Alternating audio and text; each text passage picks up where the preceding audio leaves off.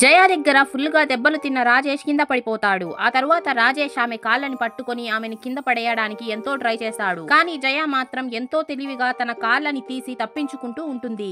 దాంతో అలసిపోయిన రాజేష్ ఆమెను గట్టిగా హక్ చేసుకుంటాడు. దాంతో జయ దూరంగా వెళ్లాలని ట్రై చేస్తే అప్పుడే దొరికిందే ఛాన్స్ అని రాజేష్ ఆమె జుట్టుని గట్టిగా పట్టేసుకుంటాడు. దాంతో జయ తన జుట్టుని విడిపించుకొని ఒక తన్ను తన్ని దూరంగా విసిరేస్తుంది. ఇన్ని దెబ్బలు తిన్నా కూడా రాజేష్ మళ్లీ లేసి జయాని కొట్టడానికి వెళ్తాడు.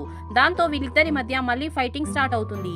అప్పుడే జయ ఒక తన్ను తన్నడంతో అతను దూరంగా వెళ్లి బయట ఉన్న హాల్లో పడతాడు. ఇదంతా అప్పుడే వచ్చిన జయ వాళ్ళ అత్త మరియు ఆడపడుచు చూసేస్తారు. జయాని ఈ అవతారంలో చూసిన వాళ్ళు షాక్ అయిపోయి వెంటనే మరుసటి రోజు బంధువులందరినీ ఇంటికి పిలిపించేస్తారు. అప్పుడే అమ్మ రాజేష్ వాళ్ళ అన్నతో ఇంట్లో ఏం జరుగుతుందో నీకు అర్థమవుతుందా?